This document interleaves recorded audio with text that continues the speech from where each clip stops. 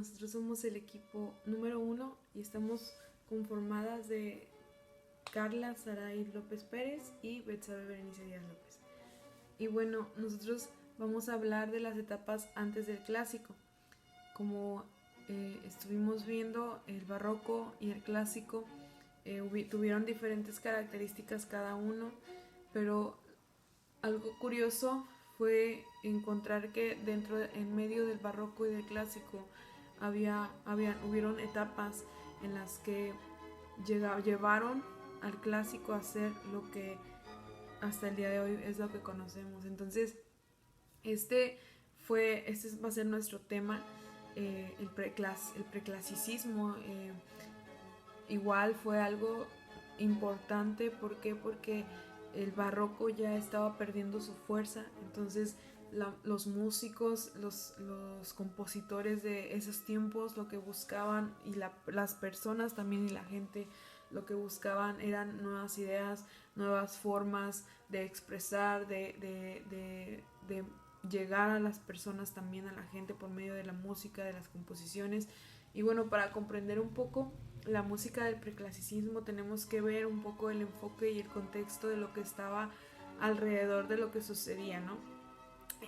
Fue un siglo en donde ya se quería ver una liberación en cuanto a todo, en cuanto a lo emocional, en cuanto a la iglesia, en cuanto a lo político. Este movimiento de hecho fue conocido como la Ilustración. ¿Por qué? Porque se inició una rebelión contra la religión, una rebelión contra la iglesia, contra la metafísica, y empezó a haber un favor. Estuvieron a favor del sentido común, a favor de la psicología, a favor de las ciencias, de la sociología.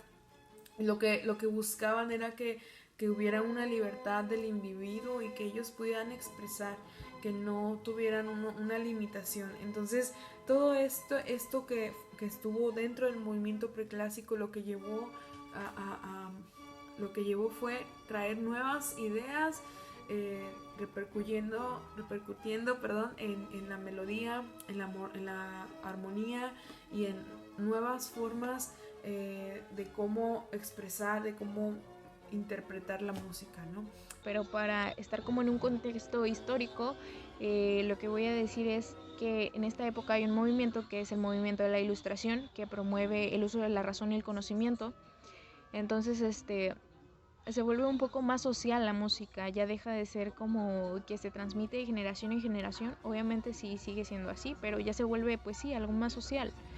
Eh, Se implementan ya métodos para el estudio de instrumento y se hace más popular el piano, se vuelve algo popular, y al momento de que una mujer también se casa es importante saber si esta mujer tiene bases de piano, ¿no? O sea, ya hablamos de que la música ya tiene un nivel más importante entre la sociedad, más que nada entre la burguesía. Entonces, bueno, los maestros preclásicos fueron un poco olvidados, pero fue interesante encontrar algunos de los cuales ellos hicieron aportaciones muy importantes para que el clásico pudiera tener sus características, ¿no? Estos fueron, pues como decía, ¿no? Fueron un poco olvidados, pero ellos fueron los precursores auténticos del clásico.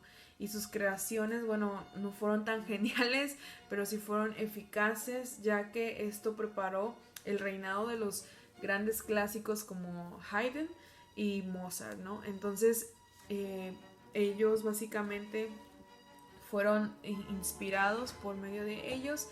Y bueno, este es la introducción de la etapa del preclásico. El preclasicismo, esta corriente musical se desarrolla en Europa desde el fin de la época del barroco y hasta el clásico vienés. Entonces no se podría decir realmente cuándo se comienza, pero sí fue hasta en 1780 donde el estilo preclásico empezó a agarrar vuelo, empezó a transformarse en un estilo de mayor importancia, y este estilo clásico llegó a su máxima expresión volviéndose ya clásico ¿sí? Y sobre las obras de Haydn, Mozart y el joven de Beethoven. Y bueno, ¿por qué el preclasicismo? Bueno, hubieron muchas cosas que fueron implicando el poder cambiar del barroco. Ya lo que deseaban ellos era que ya crear nuevas formas musicales. ¿Por qué? Porque ya veían al barroco como algo ya fuera de moda, veían al barroco como algo que ya habían escuchado. Los críticos deseaban ver algo nuevo, deseaban encontrar o sentir algo nuevo. Entonces ya el bajo continuo fue desapareciendo por completo, se fue retirando paso a paso, el contrapunto escolástico cayó en descrédito, dando a entender que ya había pasado de moda. ¿Por qué? Porque fue lo que se mantuvo más tiempo en la música religiosa. Y bueno, los músicos de este periodo del preclásico pulieron todas esas pequeñas partículas musicales atomizadas del barroco que hasta que ellos configuraron o ellos desarrollaron un tema más melódico, un tema más cantable, proporcionado, más simétrico, y que debía dejar de ver, que debía mostrar un poco de armonía más fácil de hacer, ¿no?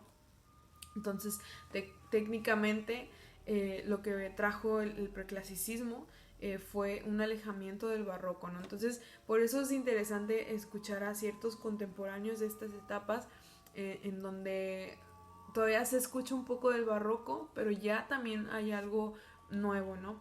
Entonces, bueno, no podríamos decir en qué fechas se pudo en sí iniciar, pero se cree que esta corriente comenzó en 1730 a partir del estilo galante francés, ¿sí? También a este periodo se le llamó como la galantería. ¿Por qué? Porque lo que buscaban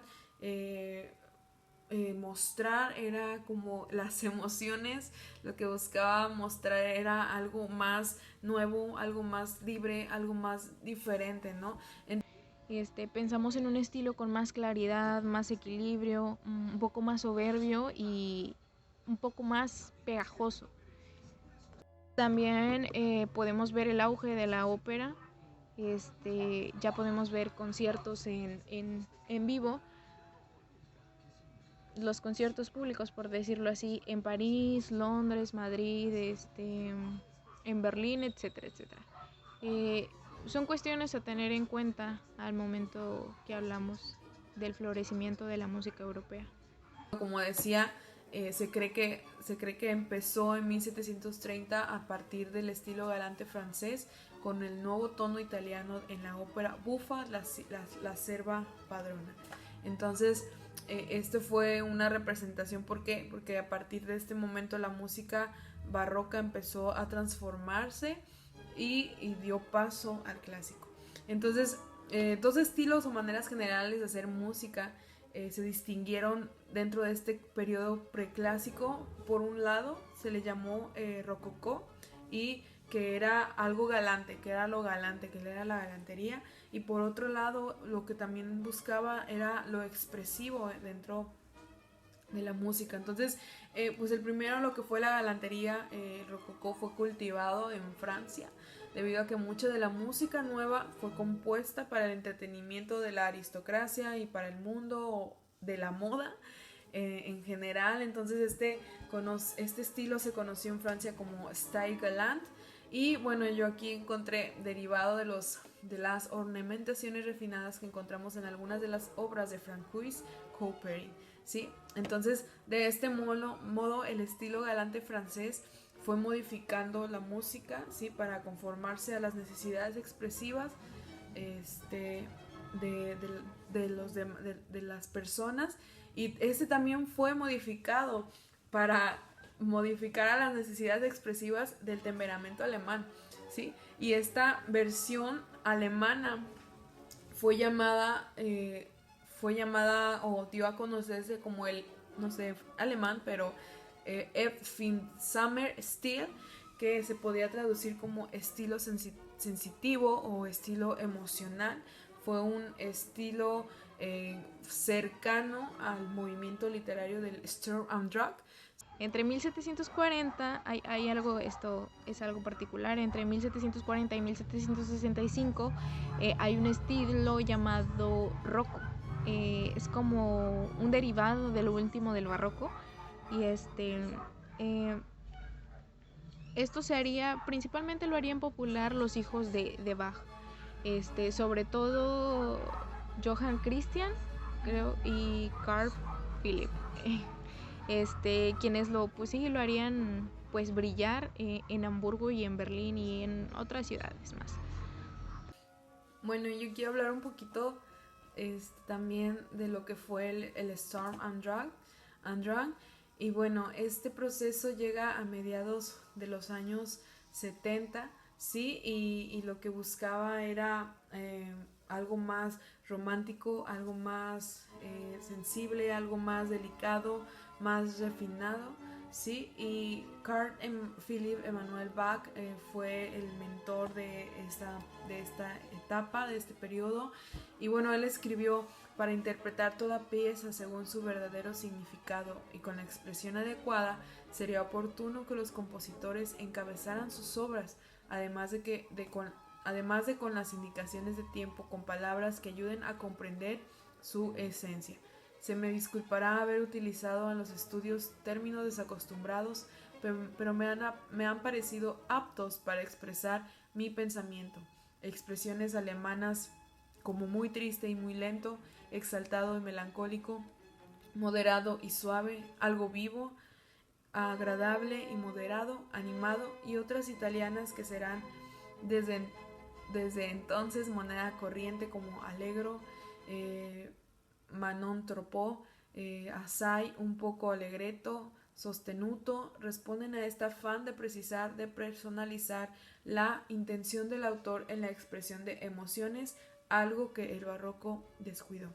Entonces aquí algo que decía Emanuel Bach era principalmente que lo que buscaba era que las composiciones ya tuvieran ciertos, ¿cómo se puede decir?, definiciones en las cuales nosotros pudiéramos entender, que el músico pudiera entender cómo debía de tocarse, cómo era que uno debía interpretar esa música, cuál era la esencia. Él puso para que nos ayuden a comprender la esencia. Entonces Carl Philipp Emanuel Bach, él vio que realmente el barroco había descuidado esto, y él empezó a meter todo esto de poner las expresiones alemanas, italianas, porque para él iba a ser un poco más fácil el poder comprender la esencia. Entonces, bueno, vemos cómo fue muy importante el preclásico. Y bueno, ahorita vamos a mencionar a algunos de los compositores que estuvieron dentro del preclásico. Johann Christian Bach, después de haber iniciado una sólida formación musical con su padre, a la muerte de con su hermano Carl Philipp Emanuel en Berlín, J.C. se trasladó a Italia, donde se formó plenamente, y en 1754 se convirtió en un discípulo del renombrado músico y teórico Padre Martini. Más tarde obtuvo el puesto de organista de la Catedral de Milán. Se apartó de las tradiciones familiares de los Bach, introduciéndose en el mundo de la ópera. De Londres recibió la invitación de hacerse cargo de las representaciones operísticas y él aceptó. El acusado italianismo de sus óperas se ve también en su obra instrumental, concebida al amparo de una fácil inspiración que se mueve cómodamente entre las formas a luz. En las cartas de Mozart, muy joven, se ve un gran interés por las óperas de J.C. Bach. Interesaba sobre todo la dignidad musical de sus óperas, que italianas en el fondo y en la forma mostraban sin embargo una técnica vocal y orquestal mediatada e influida por Händel. Johann Christian Bach uniría la mejor tradición musical, alemana e italiana. Del modelo italiano tomó influjo para sus 11 óperas. Es el primer Bach que compone para el escenario, en las que huye de todo dramatismo para imponer un estilo galante, de bellas melodías, muy del gusto de la época. C.P. Bach, el personaje más interesante de la transición entre el barroco y el clasicismo, desarrolló una carrera como intérprete y tratadista de la extraordinaria repercusión, con su ensayo sobre la verdadera manera de tocar el teclado entre 1753 y 1762. En él se refiere ya más explícitamente a las cualidades del fortepiano, como un instrumento de teclado de cualidades concretas, equiparables a las del clave o el órgano, y estudia algunas cuestiones de la técnica de la ejecución, diferentes maneras de ornamentar e interpretar. Este tratado tuvo gran importancia en el periodo posterior, si tenemos en cuenta que tanto Haydn y Mozart como Beethoven recomendaban su estudio. En relación con el problema de la ornamentación, C.P. Bach tomó partido ante la necesidad cada vez más manifestada por los compositores de la segunda mitad del siglo XVIII de regular la ornamentación, evitando que el libre albedrío del intérprete modificase demasiado el texto. Escribir la ornamentación parecía la manera idónea de conseguir que el intérprete pudiese lucir sus habilidades y a la vez no alterarse el texto original. Para C.P.E. esto era de una importancia básica, pues consideraba el adorno una parte integrante y esencial de la composición, que debe ser especificada de modo inequívoco en vez de dejar la elección al capricho del ejecutante, carente de gusto. El ornamento se constituye así una parte esencial de la expresión. A él se debe, como vimos anteriormente, la creación del denominado estilo sensitivo, movimiento compositivo que giraba en torno a la corte de Federico el Grande y que evoluciona del estilo puramente galante. Componer una estructura sencilla, melodía más acompañamiento en vez de contrapuntos. A esto se llamó estilo galante. Ambas cualidades no siempre iban juntas. A veces se llegaron a componer obras galantes que no eran sentimentales.